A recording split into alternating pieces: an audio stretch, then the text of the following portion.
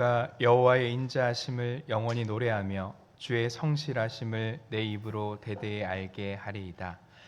주님, 추운 날씨 속에서도 우리를 지키심에 감사드립니다. 하루하루 주님의 도우심 아래 살아감을 고백합니다. 주님께 받은 은혜를 기억하고 예배하고자 모였습니다. 온 마음과 정성을 다하여 예배하게 하시고 주님이 원하시고 기뻐하시는 예배하게 하옵소서. 예배를 통하여 주님 안에서 평화 누리게 하시고 치유와 회복이 일어나는 복된 시간이 되게 하옵소서. 주의 말씀이 우리 가운데 선포될 때 듣고 깨달아 알게 하시고 주의 뜻을 따라 살게 하옵소서. 말씀을 통하여 변화된 삶을 이루게 하시고 주의 영광을 이루는 삶을 살게 하옵소서.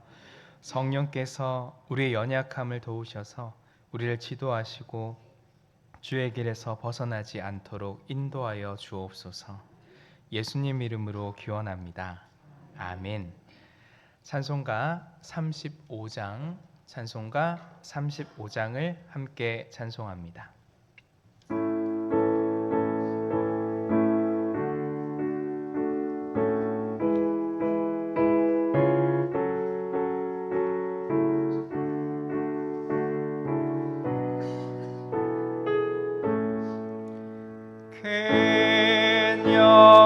영화로우신 주 이곳에 오셔서 이 모인 자들로 주 백성 삼으사 그 중에 항상 계시고 그 중에 항상 계시고 긴 영광 나타내소서.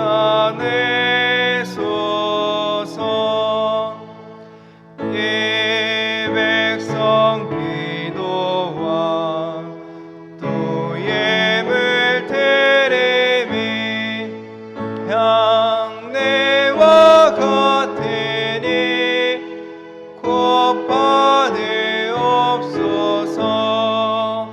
주 예수께신 복음을 주 예수께신 복음을 만 백성 듣게 하소서.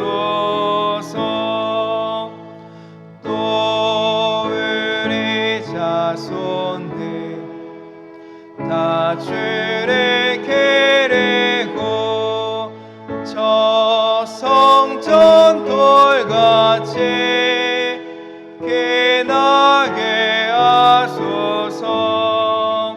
주 그 원하신 능력을 주 그 원하신 능력을 내 끝날까지 주소서. 주 믿는 만민이 참 진리 지키며 옛 성도들 같이 주 찬송하다가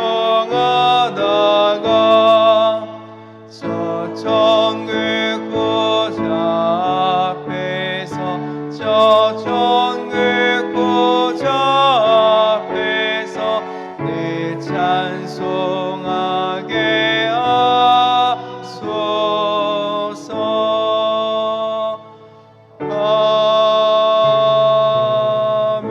아멘.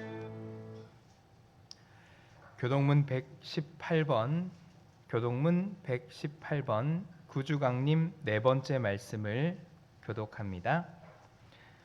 나는 시온의 의가 빛같이 예루살렘의 구원이 횃불같이 나타나도록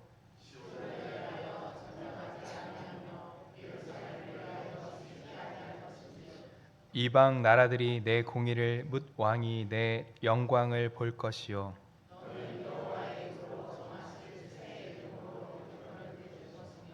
너는 또 여호와의 손에 아름다운 관 내 하나님의 손이 왕관이 될 것이라.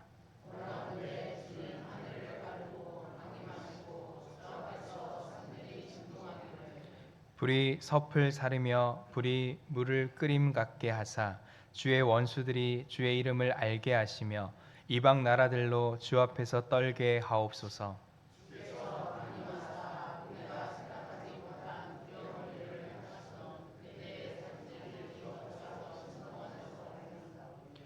주 외에는 자기를 앙망하는 자를 위하여 이런 일을 행한 신을 옛부터 들은 자도 없고 귀로 들은 자도 없고 눈으로 본 자도 없었나이다. 아멘. 사도신경으로 우리의 신앙을 고백합니다.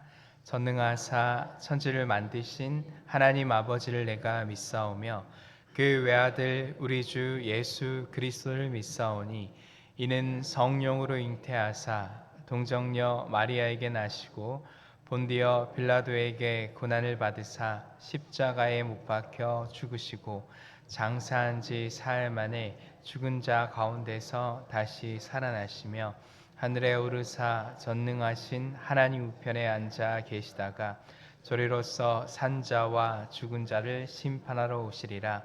성령을 믿사오며 거룩한 공회와 성도가 서로 교통하는 것과 죄를 사하여 주시는 것과 몸이 다시 사는 것과 영원히 사는 것을 믿사옵나이다. 아멘. 자리에 앉으셔서 찬송가 105장을 함께 찬송합니다.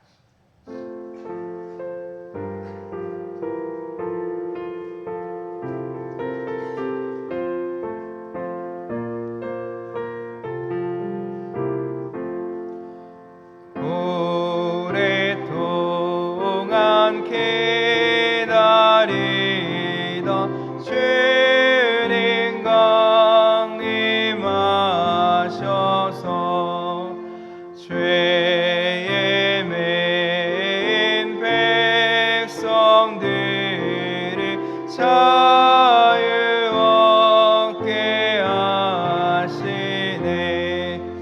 죄는 우리 소망이요 힘과 위로 되시니 오래 기다리던 백성 많은 복을 받겠네.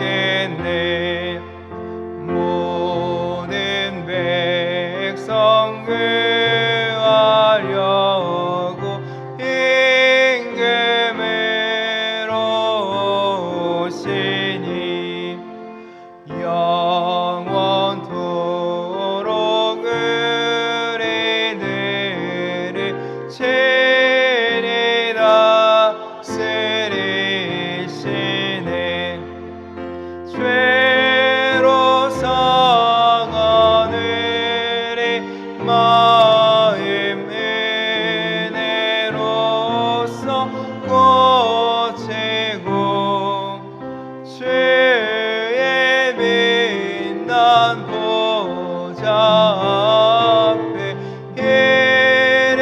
이르도록 하소서. 아멘. 소장윤 안수집사님 나오셔서 기도하겠습니다.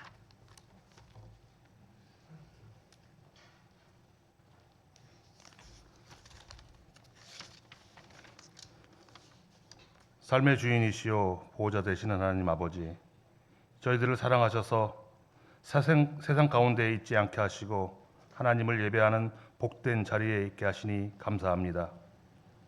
하나님의 자녀 삼아주신 한량없는 은혜와 사랑을 감사하며 찬양과 영광을 올려드립니다. 이 시간 성령님 친히 찾아오셔서 우리를 새롭게 하여 주시고 성령 충만케 하옵소서. 지난 한 주간 세상 속에 분주하게 살았지만 우리의 나약함 속에 주 하나님을 모른다 하였으니 주님 용서하여 주옵소서. 나약하고 오염된 우리의 영혼을 깨끗하고 정결하게 회복시켜 주옵소서. 이 성탄의 계절에 우리의 마음이 세상의 분주함에서 벗어나 구주 예수님의 오심을 온전히 묵상하게 하옵소서. 지극히 높은 곳에서는 하나님께 영광이요 땅에서는 기뻐하심을 입은 사람들 중에 평화로다라는 전사들의 찬송처럼 성탄의 기쁨과 평화가 저희들 가정과 교회와 이웃 가운데 가득하게 하옵소서. 평화의 왕으로 오신 예수 그리스도의 은혜와 평강이 대한민국에 온전히 임하기를 간구합니다. 우리의 마음을 아시오니 주 하나님 우리와 같이 움직여 주시어 정의가 이기는 나라 보여 주옵소서. 주어 몸과 마음이 움츠러지는 또한 여러 가지 인생의 어려움과 문제를 가지고 주님께 나온 성도님들 만지시고 위로하시어 새 힘을 주실 줄 믿습니다. 갈급한 영혼을 채우시고 상한 마음을 위로하시며 연약한 육체를 치료하여 주옵소서. 물질로 어려움이나 삶의 고달픔을 당한 성도님들을 거기로부터 자유롭게 하옵소서. 오늘 이 예배를 통해 우리의 마음이 새로워지고 주님의 사랑과 은혜로 충만하게 채워지는 시간이 되길 소망합니다. 말씀 전하시는 목사님께 놀라운 영성을 허락하여 주시고 그 말씀이 저희들 삶에 새롭게 하는 능력이 되게 하옵소서. 나를 찾아오시는 주님을 기대하며 버릴 것을 버리고 영의 양식을 공급받아 영이 살아나는 은혜를 경험하게 하옵소서. 예배를 위해 헌신은 봉사하시는 손길 위에 하나님의 은혜가 넘치도록 부어 주옵소서. 악기로 찬양하는 에츠챔버 오케스트라를 위해 은혜를 부어 주시고 찬양의 고백이 삶의 고백으로 이어지게 하옵소서. 이 성탄의 기쁨과 다가오는 새해의 소망이 가득한 시간 속에 온전히 주님께 영광 돌리는 삶이 되게 하옵소서. 우리를 살리신 예수님 이름으로 기도합니다. 아멘.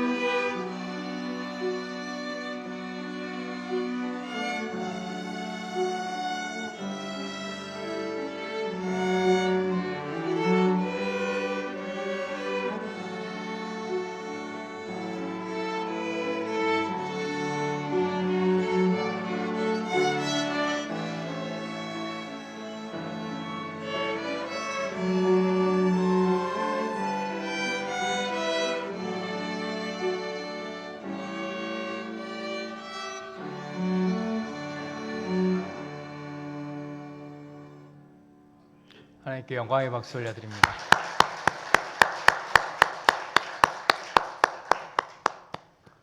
교회 소식 알려드립니다. 오늘은 주님의 오심을 기다리는 대림절 넷째 주일입니다. 귀한 예물을 아기 예수님께 드렸던 동방 박사들처럼 주님을 경배할 아름다운 마음들을 준비하는 시간이 되시길 원하며 예배에 오신 여러분들을 환영합니다. 이번 주 수요일은 2024년 성탄절입니다. 성탄절 감사 예배와 세례식이 오전 10시 30분에 본당에서 있습니다. 세례 받으시는 분은 강민주 자매님, 이목기 성도님입니다. 이번 주 수요 사경회는 가족과 함께 하시기를 바랍니다. 성탄절 전야 행사가 24일 화요일 오후 7시 30분 본당에서 있습니다. 기쁨과 행복한 시간이 될 수 있도록 참여와 기도를 부탁드립니다. 장학위원회 모임이 오늘 오후 예배 후 3층 청년부실에서 있습니다. 당회원과 재직회 서기, 재정부 회계, 일남신도 회장, 총여신도 회장은 필히 참석해 주시기 바랍니다. 세례문답이 오늘 오후 예배 후 교육관 3층 청년부실에서 있습니다. 장로님들은 모두 참석해 주시길 바랍니다. 2024년 재정지출 마감은 29일 주일, 각 부서의 회계 담당자들은 미리 회계 장부를 정리해 주시고 29일 주일 오후까지 사무실에 제출해 주시기를 바랍니다. 하나님께 찬양으로 영광을 돌릴 성가대원을 모집합니다. 문의는 전옥진 안수집사님에게 해주시기 바랍니다. 29일 주일 오후 예배에는 교회학교 졸업 예배가 있습니다.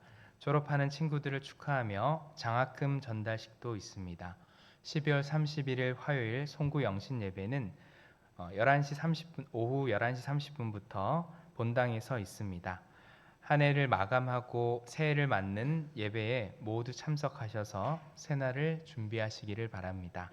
여신도에서 떡국 떡과 가래떡을 판매하고 있습니다. 다음 주 식당 설거지 봉사는 16 공동체입니다.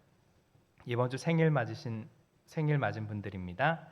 김태영 집사님, 김보화 집사님, 조현실 권사님, 이영숙 집사님, 김미순 집사님, 김명윤 집사님, 손말순 권사님, 우리 박수로 축하합시다. 찬송가 204장을 함께 찬송하며 봉헌합니다.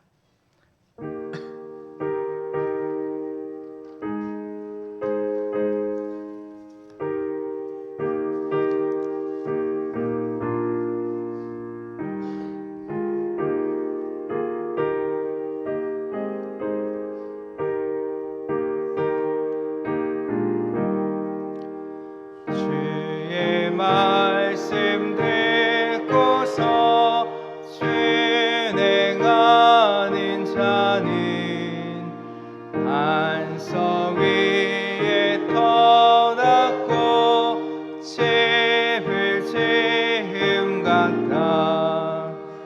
비가 오고 밀라며 바람 부딪혀도 석 위에 세운 집 무너지지 않네. 잘 짓고 잘 짓세 우리 집 잘 짓세. 만세 반석 위에다 우리 집 잘 짓세. 주의 말씀 듣고도 행치 않는 자는 모래 위에 터놨고 집을 지음같이 비가 오고 밀라며 바람 부딪힐 땐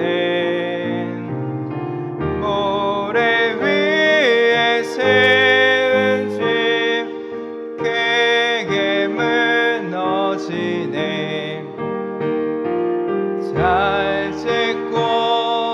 잘 짓세 우리 집 잘 짓세 난세 반석 위에다 우리 집 잘 짓세 세상 모든 사람들 집을 짓는 자니 반석 위가 아니면 모래 위에 짓네 우리 구주 오셔서 진상을 줄때 세운 공로 따라서 영영상벌 주리 잘 짓고 잘 짓세 우리 집 잘 짓세 만세 반석 위에다 우리 집 잘 짓세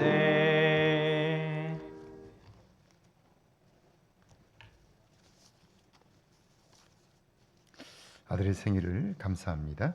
전능하신 주님 인도하시고 도우심에 감사합니다. 하나님께 경건한 예배를 드릴 수 있도록 사랑해 주셔서 감사합니다. 무명으로 하나님 은혜 감사합니다. 하나님의 은혜 감사합니다.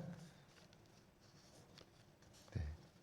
사공동체에서 선교예물 선교예물 배흥모 집사님, 조병순 장로님, 유인정 원장의 선교예물, 일공동체에서 선교예물 1,000번째 예물 드렸습니다. 기도합니다.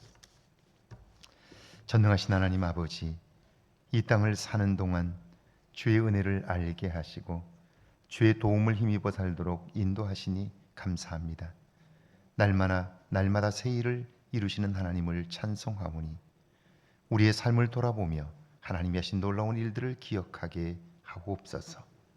하나님 늘 잊고 사는 우리의 마음들을 기억하게 하사 이제는 우리의 의식적으로 하나님의 살아계심과 하나님의 놀라우신 은혜를 기억하며 살아 그 은혜 안에 사는 기쁨이 우리에게 있게 하옵소서. 주께서 행하신 놀라운 일들을 기억하며 말씀에 순종하는 종들을 축복하시고 10의 1조와 주정예물과 주일 예물을 드리나니 우리를 통해 하나님의 영광이 나타나게 하옵소서.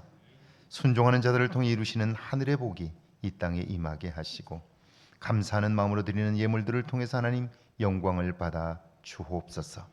새 일을 이루시는 주님을 기대하오니 한 해 동안 지키신 주님께 감사하며 새 일을 이루실 주님을 기대하며 사는 저희들 모두 되게 하옵소서.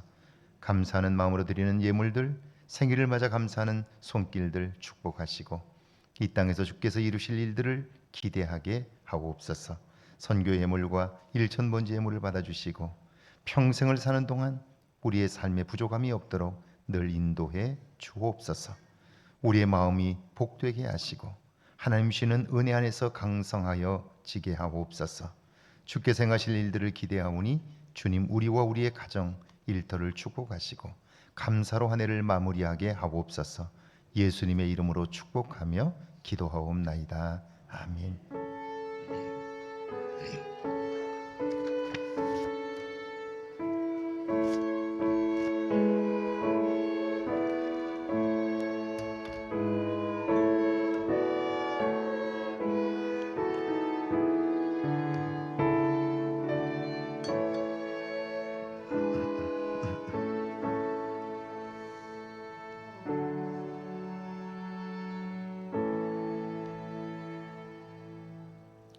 오늘 저에게 주시는 하나님의 말씀은 구약성경 미가서 5장 1절과 2절 말씀, 신약성경 요한복음 14장 1절에서 3절까지 말씀입니다.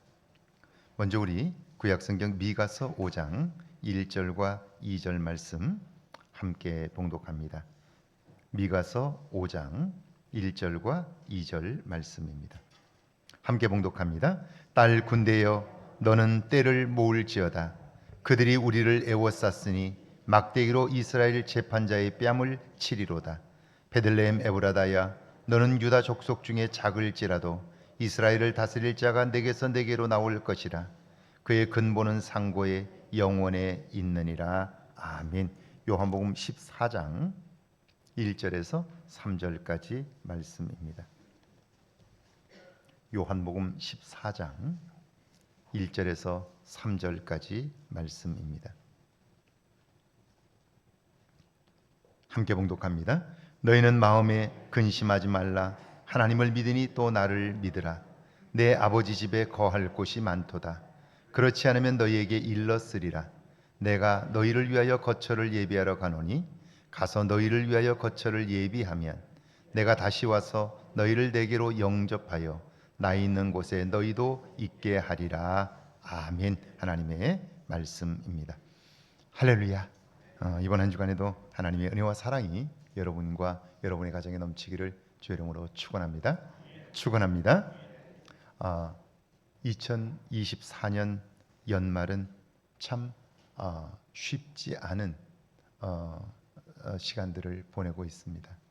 특별히 자영업자와 가난한 이웃들이 힘겨워하는 시간이며 특별히 비상계엄으로 인하여 경제적 어려움들을 더욱 가중시키고 있어서 우울한 연말이라는 생각이 듭니다. 이럴 때일수록 땅의 것에 소망이 없다면 하늘로 눈을 돌리는 지혜가 필요합니다. 하늘의 소망이 여러분과 여러분의 가정의 일터에 함께 하시기를 주의 이름으로 축원합니다. 지난 12월 3일에 있었던 대통령의 비상계엄은 오늘 우리 사회와 관련하여 제게 참 많은 생각을 하게 해 주었습니다. 오늘까지도 그 생각은 계속되고 있는데요. 우리가 목숨 걸고 이룬 경제 발전과 민주주의가 정말 너무나 취약하다 하는 것입니다. 한 사람의 잘못된 판단으로 한순간에 허물어질 수 있고요. 그 역사적 퇴행은 국민들에게 지울 수 없는 상처와 엄청난 부채로 남게 되었습니다. 의료 대란, 굴욕적 대일 외교, R&D 예산 삭감, 상대를 적대시하는 분위기, 심지어 북한을 자극해서라도 자신의 목적을 이루겠다는 위험천만한 발상까지. 그러는 사이에 국민들의 삶은 정말 어려워졌습니다. 오늘 우리는 왜 박정희, 전두환에 이어 이런 비극적인 현실을 반복적으로 맞게 되었을까요? 한겨레 신문이 세계의 창 칼럼에 독일 듀이스부르크 에센 대학 정치학과에 계시는 하네스 모슬러 교수의 글을 소개했습니다. 그는 단언적으로 윤석열 대통령이 직권을 남용하고 헌법을 위반했을 뿐 아니라 사형에 처할 수 있는 반역 내란죄를 저질렀다고 말합니다. 그러면서 이런 일을 자행한 이유가 친북 반국가 세력이 암약하여 국가 안보가 위험에 처해졌기 때문이라고 하는데, 이것은 박정희, 전두환 전 대통령이 비상계엄을 선포하며 내세웠던 논리와 결코 다르지 않다고 말합니다. 그러면서 오늘 윤 대통령을 통해 이루어진 비상계엄이 이미 두 가지 면에서 징조가 있었다라고 설명합니다. 그 첫 번째가 역대 군부 쿠데타로 집권한 두 명의 대통령을 미화했다 하는 거예요. 상식적으로 보면 이 쿠데타를 통하여 집권한 세력들을 국민들이 용납하지 말아야 하는데, 그런데 이 두 사람의 삶을 미화했다 하는 거예요. 윤 대통령 대선 과정에서 전두환 전 대통령을 유능한 정부 지도자로 묘사했습니다. 국민을 살해하고 권력을 잡은 자를 추앙하는 것, 같은 역사가 반복될 수 있는 거죠. 게다가 자신이 검사 시절에 직접 감옥에 가두었던 박근혜 전 대통령을 찾아가 아버지 박정희 전 대통령의 통치 방식에 대해 극찬하기도 했습니다. 그리고 그들을 추종하는 세력들을 권력의 중심부에 세웠습니다. 나와 다르면 언제든지 적으로 몰고 힘으로 제압하겠다는 강경 기류가 주를 이룰 수밖에 없는 거죠. 역사를 망각함이 결국 이런 사태를 불러왔다 하는 겁니다. 두 번째는 그런 작고 큰 도전을 용납한 것입니다. 인권과 상관없는, 아니 반인권적인 생각을 가진 사람을 국가인권위원장에 임명을 합니다. 전문적인 직견이 없는 사람을 장관에 앉혔습니다. 국가의 정통성은 임시정부가 아니라고 주장하는 사람을 독립기념관장에 임명을 했는데요. 그때 우리는 그걸 용인했습니다. 남의 일로 여겼습니다. 국민의 대표인 국회가 법안을 만들어 제출하면 대통령은 모든 법안을 거부했습니다. 심지어는 자신과 관련 있는 법안까지도 거부권을 행사했습니다. 그럼에도 국민들은 가만히 있었습니다. 악은 아무리 작더라도 용납하면 생명을 삼킵니다. 감정이 아니라, 무관심이 아니라 악을 볼 줄 아는 눈이 없다면, 그 국민들에게 그런 눈이 없다면 역사는 반복되는 것입니다. 교회와 신앙 역시 크게 다르지 않다는 생각을 하고 있습니다. 오늘 구약의 본문을 보면요, 동방의 박사들이 헤롯 궁에 찾아가 유대인의 왕으로 나신 이가 어디 계시냐, 우리가 동방에서 그의 볼을 보고 경배하러 왔다고 물었을 때 대제사장과 서기관들이 인용하여 대답한 말씀입니다. 그러니까 구약의 미가 선지자는 예수님이 오시기 전 무려 700년 전에 하나님께서 이 땅에 메시아를 보내주실 것을 확실히 믿었습니다. 그뿐 아니라 그분이 어디에서 태어나실 것인지도 미리 알고 있었습니다. 그렇다면 미가 선지자는 메시아가 이 땅에 오실 것과 베들레헴에서 탄생하실 것을 확실히 믿었고 그분의 오심을 간절히 기다렸던 거죠. 혹시라도 자기가 그걸 잊어버릴까 봐 그는 책에 기록을 해둔 겁니다. 미가 선지자는 왜 메시아를 기다렸을까요? 오늘 본문 1절을 한번 같이 읽어볼까요? 1절입니다. 함께 읽습니다. 딸 군대여, 너는 때를 모을지어다. 그들이 우리를 애워쌌으니 막대기로 이스라엘 재판자의 뺨을 치리로다. 미가 선지자가 활동했던 당시는요, 그 땅이 크게 부패했습니다. 종교 지도자들은 자신들의 이익을 위하여 하나님께 드리는 제사를 변질시켰습니다. 그들은 하나님이 받으실 만한 제사를 드리는 것이 아니라 제사를 통하여 자신들의 유익을 얻고자 했습니다. 오늘날 우리도 이런 모습들을 볼 수 있습니다. 총회나 노예를 할 때나 교회 안에서 모임을 가질 때에 예배를 드리는데 그 예배는 거의가 형식적입니다. 하나님이 이 예배를 기뻐 받으시냐, 이런 것에는 관심이 없습니다. 다만 누가 회장이 되느냐, 내가 관심하는 일이 통과될 것인가, 거기에만 몰두합니다. 이렇게 되면 교회는 가장 세속적인 집단으로 전락합니다. 영적인 능력은 없고 누가 더 높은 자리를 차지할 것인가, 더 많은 인정을 받을 것인가에만 관심하게 되는 거예요. 그러니까 지도자들이 하나님을 두려워하지 않으면 그 사회는 엉망이 됩니다. 욕심과 쾌락에 끌려 살게 되고요, 가진 자는 더 많이 가지기 위하여 약한 자들을 착취하는 겁니다. 억압하고 학대하는 거예요. 이제 그 땅은 더럽혀졌고요, 하나님의 백성은 타락했습니다. 이런 그들에게 하나님이 분노합니다. 시온을 피로 예루살렘을 죄악으로 건축하는 자여, 그들의 우두머리들은 뇌물을 위하여 재판하며 그들의 제사장은 싹을 위하여 교훈하며 그들의 선지자는 돈을 위하여 점을 친다는 거예요. 하나님이 이런 그들을 가만두실 수가 없습니다. 미가 선지자를 통하여 심판을 선언하십니다. 이방 민족을 들어 멸하신다는 거예요. 상황은 심각합니다. 그런데 그들에겐 전혀 위기감이 없습니다. 왠 줄 아세요? 자기들은 하나님을 의지하며 산다는 거예요. 하나님이 우리와 함께 하신다는 거예요.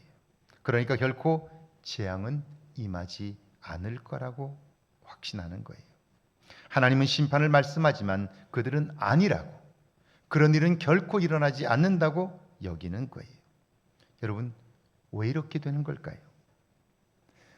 이렇게 되는 이유가 있어요. 한 어린아이가 저녁 늦게까지 놀다가 집에 들어왔습니다. 아이가 안 들어오니까 엄마가 얼마나 걱정했겠어요? 그래서 다시는 그러지 말라고 경고를 하는 거예요. 밤에 돌아다니면 귀신이 잡아가, 그렇게 얘기를 합니다. 그 말을 듣는 아이는 두려움에 사로잡히게 됩니다. 그래서 어둡기 전에 집으로 돌아옵니다. 문제는 해결되었죠? 그러던 어느 날 엄마가 밤에 심부름을 시켜야 할 일이 생겼습니다. 얘야, 가게에 가서 우유 하나 사오거라 그래요. 아이는 당연히 못 가겠다고 그래요. 왜요? 밤에 가면 귀신이 잡아가니까요. 무서우니까 아이가 못 가겠다는 거예요. 이때 현명한 엄마는, 믿음 좋은 엄마는 아이에게 십자가를 건네줍니다. 그러면서 이걸 가지고 있으면 귀신이 오지 못한다는 거예요. 아이는 십자가를 들고 밖으로 나섰습니다. 여러분, 그 마음이 어땠을까요? 십자가를 들었기 때문에 두려움이 없었을까요?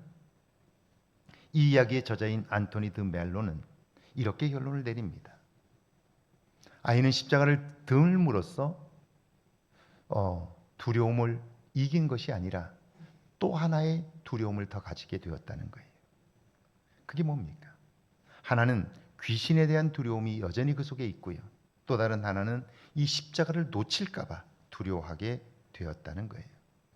여러분, 귀신은 우리 몸에 손을 댈 수가 없습니다. 하나님의 자녀이기 때문이죠.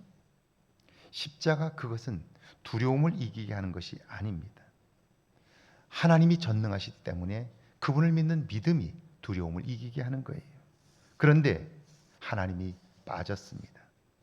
엄마는 십자가를 쥐어주면서 이걸 간직하기만 하면 두려움이 사라질 거라고 말하는데, 그런데 결코 그걸 가진다고 해서 두려움이 사라지는 건 아닌 거예요. 여러분, 성경은 우리의 근심을 하나님께 맡기라고 말씀하고요, 너희의 수고를 내가 책임지겠다 말씀해요. 우리는 그 하나님을 믿고 그 예수님을 믿어요. 그런데 오늘 여러분의 삶에 근심이 없으신가요? 염려가 사라지셨나요? 아니라면 이유는 무엇인가요? 그것은 십자가가 아니라 하나님을 믿는 믿음으로만 두려움을 이기는 거예요. 할렐루야. 그런데 내가 하나님에게서 멀어졌다는 사실을 알지 못한 채 십자가를 들고 있다고, 십자가를 목에 걸었다고 두려움이 사라지나요? 그렇지 않은 거죠. 엄마는 그걸 알지 못했던 거죠. 십자가를 지니고 있으면 두려움이 사라질 거라고 이야기를 하는 거예요. 지금 이스라엘 백성들이 그렇습니다. 그들은 하나님을 떠나 있지만 형식적인 제사를 드리고 있습니다. 율법도 알고 있습니다. 기도도 하는 거예요. 이것 때문에 그들은 자신들이 하나님과 함께 있다고 생각합니다. 재앙은 결코 있을 수 없다고 여기는 거예요. 착각이죠. 잘못된 확신입니다. 이런 그들에게 미가 선지자를 통하여 하나님이 말씀합니다. 딸 군대여, 너는 때를 모을지어다. 그들이 우리를 애워쌌으니 막대기로 이스라엘 재판자의 뺨을 치리로다. 여러분, 아들이 아니라 딸입니다. 힘이 없는 군대라는 뜻이죠. 지금 이방 군대가 그들을 포위했습니다. 그들은 그 적을 막을 힘이 없고 왕과 지도자들의 뺨을 후려쳐도 어찌할 수 없는 지경에 이르렀다 하는 거예요. 제가 생각해 봅니다. 오늘날 교회는 세상으로부터 신뢰를 잃었습니다. 특별히 교회의 지도자들이 보여주는 모습은 세상 사람들의 신뢰를 잃기에 충분합니다. 그런데 교회들마다 이런 신뢰가 추락한 오늘의 현실을 아파하고 가슴을 찢고 통회하는 모습들이 얼마나 있습니까? 이름은 집사요, 권사요, 장로요, 목사입니다. 세상은 더 이상 그런 교회 안의 지도자들을 신뢰하지 않습니다. 그런데 그런 현실을 보며 가슴을 찢는 권사님들이 얼마나 계십니까? 통회하며 자복하는 목사님들이 얼마나 계십니까? 왜 그렇습니까? 여전히 우리는 신앙생활을 하고 있고 하나님이 내 편이라고 여기기 때문은 아닙니까? 우리의 삶은 점점 더 추락하고 세상 사람들로부터 모멸을, 멸시를 당하고 있음에도 불구하고 오늘 가슴을 치며 통회하는 사람들이 얼마나 있느냐는 거예요. 우리의 삶으로 본다면 하나님은 전능하다고 믿으면서도 오늘 우리의 삶에 해결할 수 없는 문제 앞에서 하나님이 무능력한 분처럼, 하나님의 손이 짧아진 것처럼 여기며 사는 사람들, 그래서 자기 자신의 능력으로 살고자 하는 사람들이 얼마나 많으냐 하는 거예요. 이렇게 되면 사람들은 절망적이 됩니다. 두려움에 휩싸여 삶을 포기하게 되죠. 현실을 보면 그럴 수밖에 없습니다. 미가 선지의 예언처럼 북쪽 이스라엘은 아수르에 의하여 멸망당했습니다. 남쪽 유다는 바벨론에 의하여 침공을 당했고 수많은 백성들이 포로로 끌려갔습니다. 그들은 그때까지 그럴 리가 없다고 말했지만 선지자들의 예언은 현실로 이루어졌습니다. 이런 때에 하나님께서 미가 선지자를 통하여 놀라운 말씀을 주십니다. 그게 2절입니다. 함께 읽습니다. 베들레헴 에브라다야, 너는 유다 족속 중에 작을지라도 이스라엘을 다스릴 자가 내게서 내게로 나올 것이라. 그의 근본은 상고에 영원에 있느니라. 여러분, 지금 이스라엘 백성들이 왜 이렇게 되었습니까? 하나님을 떠났기 때문이죠. 죄가 그들을 비참하게 만든 것입니다. 그렇다면 하나님이 이렇게 하신 것은요, 심판이 목적이 아닙니다. 이렇게 하시는 이유는 하나님이 가슴 아파하시며 돌이키라고 말씀을 하는 거죠. 그런데 문제는 그들에게 스스로 돌아설 능력이 없습니다. 죄는 값을 치르지 않고는 결코 없어지지 않습니다. 여러분, 이것이 하나님께서 메시아를 이 땅에 보낼 수밖에 없는 이유입니다. 메시아로 오실 예수라는 이름의 뜻이 무엇입니까? 아들을 낳으리니 이름을 예수라 하라. 이는 그가 자기 백성을 그들의 죄에서 구원할 자임이라. 인간은 죄로 말미암아 멸망에 이르렀습니다. 많은 것을 가져도 그것으로 배부를 수 없습니다. 아무리 높아져도 그것으로 만족할 수가 없습니다. 이것저것 즐거움을 찾지만 목마름에서 벗어날 수가 없습니다. 그런데 보세요. 예수님께서 태어나실 곳이 베들레헴 에브라다입니다. 베들레헴이란 떡집이라는 뜻입니다. 예수님은 요한복음 6장에서 나는 생명의 떡이니 내게 오는 자는 결코 줄이지 아니하리라 말씀하셨습니다. 그분을 통해서 우리의 생명은 배부를 수 있습니다. 그분을 통해서만 우리는 만족할 수 있다는 말입니다. 게다가 에브라다라는 말은 풍성한 열매라는 뜻입니다. 예수님은 요한복음 15장에서 나는 포도나무요 너희는 가지라.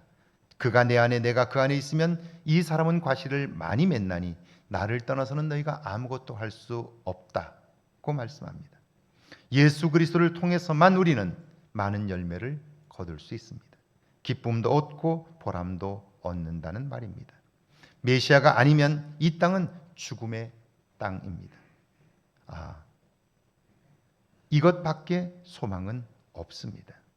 미가 선지자가 메시아를 간절히 기다릴 수밖에 없었던 이유인 거죠.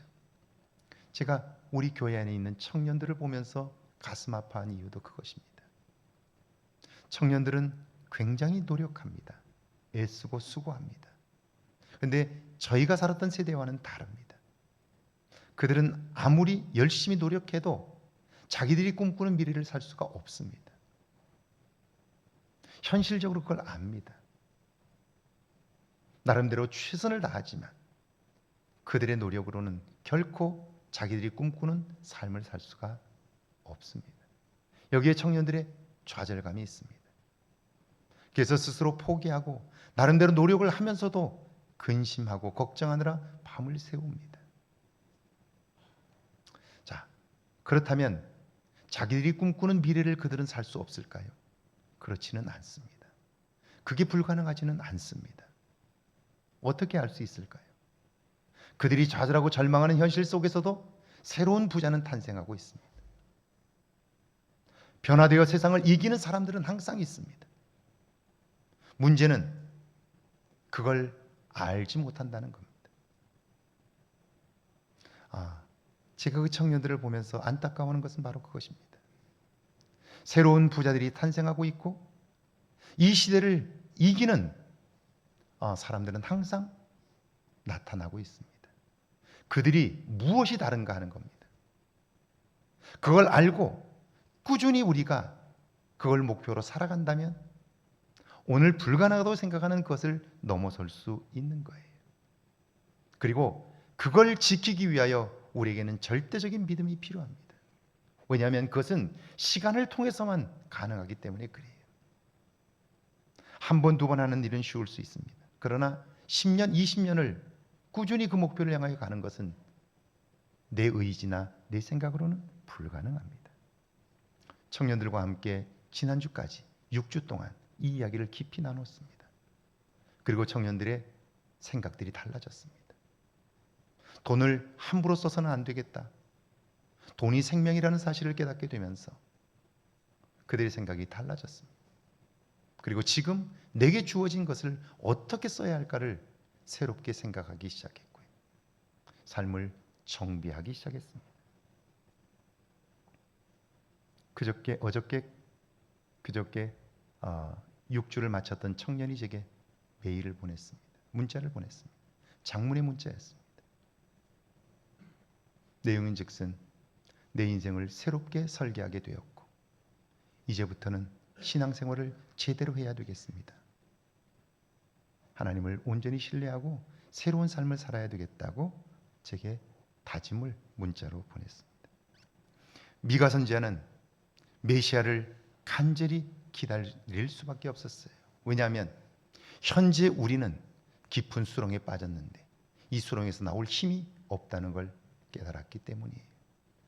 모든 사람들은 그 현실 앞에서 좌절하고 절망했지만 미가 선지자는 똑같이 좌절하는 것이 아니라 우리에게 힘이 없다면, 우리에게 능력이 없다면 하나님께 소망이 있음을 보게 되었고요. 하나님이 하실 일을 기다리게 되었던 거죠. 사랑하는 여러분, 오늘 여러분은 어떻습니까? 예수님 없이도 잘 살 수 있다고 여기지는 않습니까? 그분에게만 생명이 있습니다. 그분에게만 기쁨이 있습니다. 그분에게만 소망이 있습니다. 이런 믿음이 여러분에게 있기를 주의 이름으로 축원합니다. 그렇다면 우리 생각에 어느 날 몇 시에 메시아가 올 것이다, 하나님은 이렇게 말씀해 주실 것 같은데 아닙니다. 장소는 베들레헴이라고 말씀하셨지만 언제인지는 말씀하지 않았습니다. 사도 바울도 그랬습니다. 형제들아, 때와 시기에 관하여는 너에게 쓸 것이 없음은 주의 날이 밤에 도둑같이 이를 줄을 알라 그럽니다. 왜 그럴까요? 여러분, 주님이 오실 날이 정해졌다면 사람들은 착하게 그 날을 준비하겠죠? 그런데 그렇지 않습니다. 주님이 12월 25일에 오신다면 24일까지 사람들은 마음대로 살 것입니다. 그러다가 주님이 오시기 직전에 믿으면 된다고 여길 겁니다. 그렇다면 세상은 온통 주님이 오시기 전에 엉망이 되고 말 것입니다. 그런데 때는 모르고 장소만 안다면 어떨까요? 언제인지 모르지만 긴장합니다. 그곳에 오실 주님을 기다리면서 평생을 사는 겁니다. 그러면 주님과 함께 살 수 있습니다. 주님의 말씀대로 살 수 있습니다. 이제 미가 선지자의 예언처럼 2000년 전 예수님은 베들레헴에 오셨습니다. 죄의 문제를 해결하셨고 믿는 자로 하여금 영원한 생명을 얻게 하셨습니다. 그 주님이 이 땅을 떠나시면서 놀라운 말씀을 하십니다. 오늘 시작의 본문 요한복음 14장 2절과 3절 말씀입니다. 함께 읽습니다. 내 아버지 집에 거할 곳이 많도다. 그렇지 않으면 너희에게 일렀으리라. 내가 너희를 위하여 거처를 예비하러 가노니 가서 너희를 위하여 거처를 예비하면 내가 다시 와서 너희를 내게로 영접하여 나 있는 곳에 너희도 있게 하리라. 예수님은 다시 오시겠다고 말씀하십니다. 왜요? 우리와 함께 영원히 살기 위하여. 그런데 이번에도 예수님은 언제인지는 말씀하지 않으셨어요. 다시 오실 장소만 말씀하셨습니다. 그렇다면 재림의 주님은 어디로 오실까요? 내가 다시 와서 어디로요? 그 다음 말씀을 보면 너희에게로 영접하여 우리에게로 오신다는 거예요. 우리 한 사람 한 사람을 직접 찾아오신다는 겁니다. 그리고 보니까 마태복음 25장에 나오는 10처녀의 비유가 실감이 납니다. 언제인지는 모르지만 오실 것을 믿고 기름을 준비한 처녀들은 신랑을 맞이했습니다. 그러나 오늘 안 오셨으니까 내일도 안 오실 거라고 믿고 준비가 없었던 미련한 처녀들은 신랑이 오자 당황했고요. 혼인잔치에 참여할 수 없었습니다. 주님이 다시 오실 장소는 정해졌습니다. 그렇다면 이제 우리의 준비만 남았습니다. 오늘 여러분은 어떻습니까? 예수님을 맞이할 준비가 되어 있습니까? 농부는 봄에 씨를 뿌리지만 그 눈은 가을 들녘에 가 있습니다. 그러면 그 열매를 보면서 수고와 고통 중에도 기뻐할 수 있습니다. 믿음의 눈을 뜨고 기다림의 끝에 서 보십시오. 주님이 그곳에 계십니다. 우리를 향해 오고 계십니다. 그 주님을 보며 살게 될 때 우리는 그분이 주신 생명과 풍성함을 누리며 살 수 있게 되는 거죠. 여러분, 신앙은 오늘 나를 발견하면서부터 시작됩니다. 여러분은 여러분의 나이만큼 시간들을 사셨습니다. 여러분이 목표한 것들이 있을 겁니다. 여러분들이 꿈꾸는 삶이 있을 겁니다. 그 꿈과 그런 미래를 살지 못한다면, 그렇다면 그것은 무엇 때문입니까? 신앙은 여기서부터 시작됩니다. 오늘 내가 꿈꾸는 현실이 있는데 그 현실을 살아가지 못하고 있다면, 그렇다면 결국 우리는 만족함이 없는 삶을 살 수밖에 없는 거죠.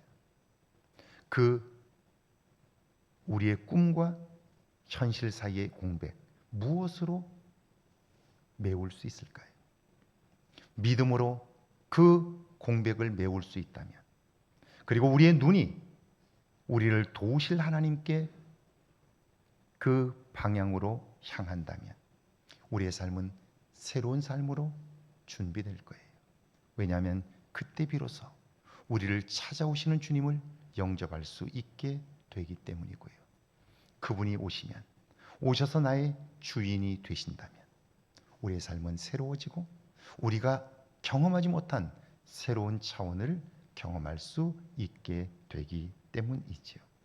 대림절 마지막 주일에 나를 찾아오시는 그 주님을 바라봄으로, 그 주님께 내 삶을 맡겨드림으로 변화와 생명의 풍성함이 있는 성탄이 여러분의 삶에 있기를 주의 이름으로 축원합니다. 찬양하고 기도합니다.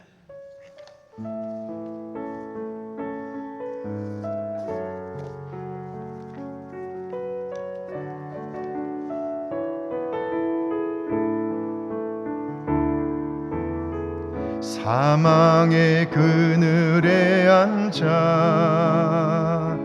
죽어가는 나의 백성들, 절망과 굶주림에 갇힌 저들은 내 마음의 오랜 슬픔, 고통의 멍에에 매여 울고 있는 나의 자녀들, 나는 이제 일어나 저들의 멍에를 꺾고 눈물 씻기기 원하는데, 누가 내게 부르짖어 저들을 구원케 할까? 누가 나를 위해 가서 나의 사랑을 전할까? 나는 이제 보기 원하네. 나의 자녀들 살아나는 그날,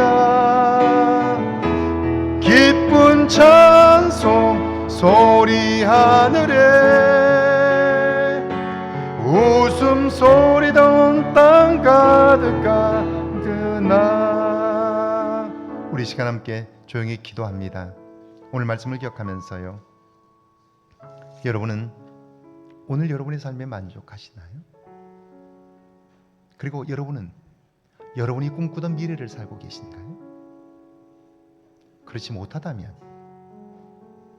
여러분은 평생 100년을 산다고 해도 여러분의 삶에 만족감은 없을 겁니다.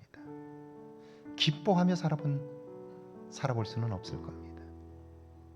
다시 여러분 이렇게 질문해 보시죠. 최근에 여러분 사는 맛이 난다고 느낀 때가 언제쯤입니까?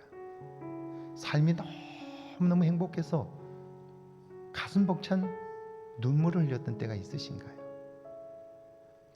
너무 기뻐했던 때, 그런 날이 언제쯤입니까? 매일 그럴 수는 없습니다.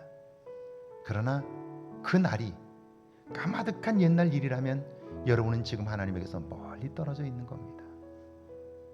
교회는 다니지만 하나님과 상관없는 삶을 살고 있는 거죠. 왜냐하면 하나님은 오늘 우리가 매일매일 기쁘게 만족하며 살기를 원하시고요. 그걸 돕기 때문에 그렇습니다.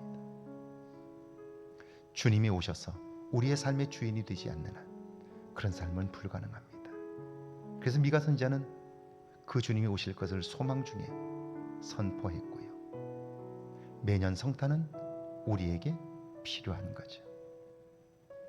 오늘 말씀을 기억하면서 나를 찾아오시는 주님을 기대하고 그 주님을 영접하여 내 안에서 성탄이 시작될 때 우리는 새로운 차원의 삶, 기뻐하며 만족하고 그리고 보람 있는 삶을 살아가게 되죠.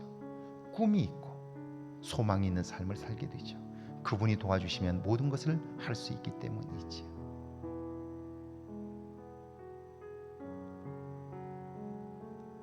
이런 변화가 없다면 이후에 우리의 삶 어디에도 만족한 삶, 기쁨의 삶은 없을 거예요.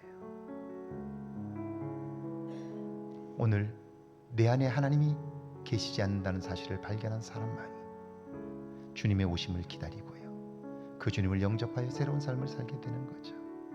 오늘 말씀을 기억하면서 함께 조용히 기도합니다. 주님 내게 오셔서 나를 다스려 주십시오. 함께 기도합니다.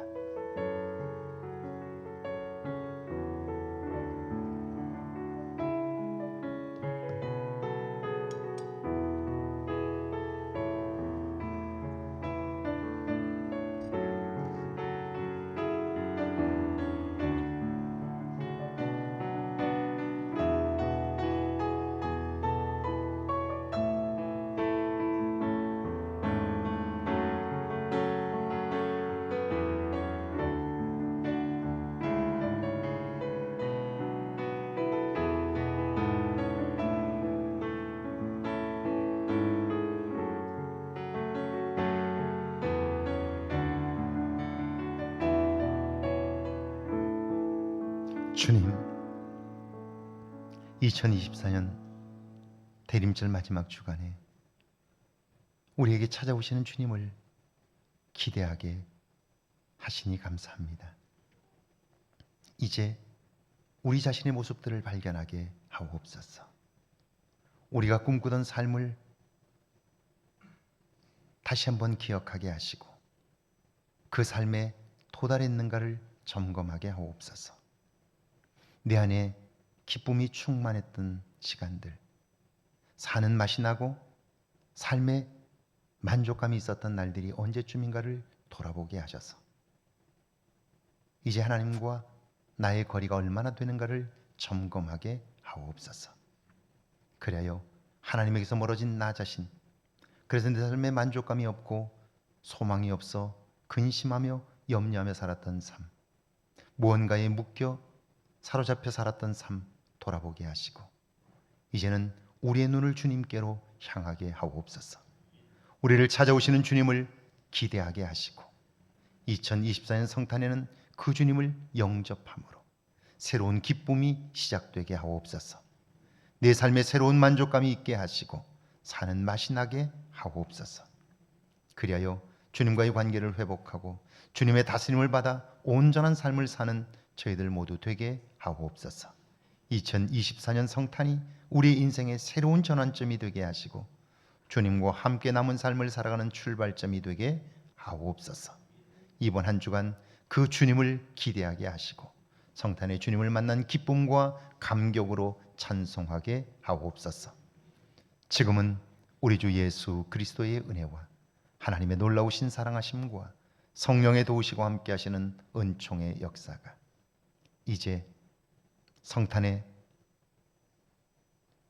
주님을 영접함으로 새로운 삶을 살기를 다짐하는 주의 모든 백성들과 가정과 일터와 우리의 교회 위에 우리가 사는 곳 아름다운 익산과 이 땅과 온 세계 위에 이제로부터 영원토록 함께 계실지어다. 아멘.